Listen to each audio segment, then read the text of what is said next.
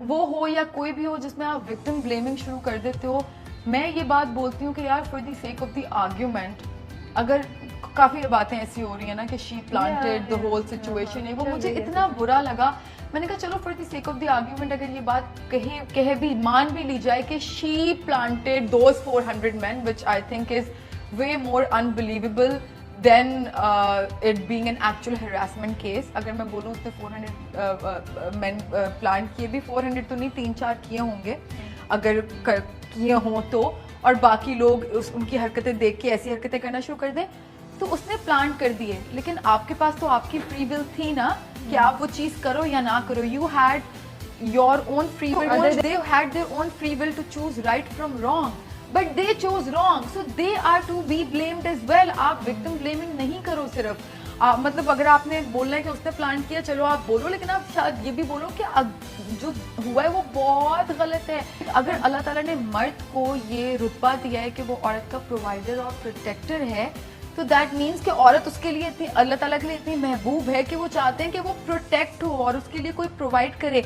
और औरत पे भी ये जो है चीज़ लाजिम है कि वो अपने मर्द का इस तरह से ख्याल रखे जिस तरह से मतलब एक जिहाद बराबर ख्याल। लेकिन उसमें भी अल्लाह ताला ने शर्त रखी है जो काफ़ी लोग भूल जाते हैं कि अगर आप चाहते हो कि औरत आपका ऐसे ख्याल रखे जैसे कि वो जिहाद कर रही है आपके लिए, तो आपको उसके लिए ऐसी सर्कमस्टांसेस और सिचुएशन क्रिएट करनी है कि उसके अंदर का फरिश्ता बाहर निकले। All of this is in the Quran. So you know, like people don't go in that depth. They just want to see what is pleasing their own, you know, मतलब beliefs.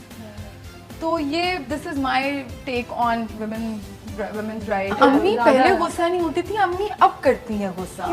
I think वो अब इसलिए करती हैं कि वो कहती हैं तुम्हारी एक एज हो गई है, अब तुम शादी कर लो। थोड़ा अब्बू, cause my dad, मेरे अम्मी अब्बू मतलब they come from a village और हमारे पीछे काफ़ी ख़ानदान है, तो उनको ना उस चीज़ का बड़ा था कि तुम मतलब हमें गांव में हमारा नाम खराब करोगी, वो क्या बोलेंगे कि मतलब टीवी पे आती है तो पता नहीं क्या करती है। बट देन विद टाइम जब उन्होंने देखा कि टीवी पे आने वाले लोग भी बड़े नॉर्मली होते हैं और ऐसा कुछ नहीं गलत होता, आप पे डिपेंड करता है कि आप कहीं पे भी बैठ के आप चाहो तो आप गलत कर सकते हो और आप गलत में भी बैठ के अच्छाई कर सकते हो। So when they notice that, so now अब्बू काफ़ी हद तक सही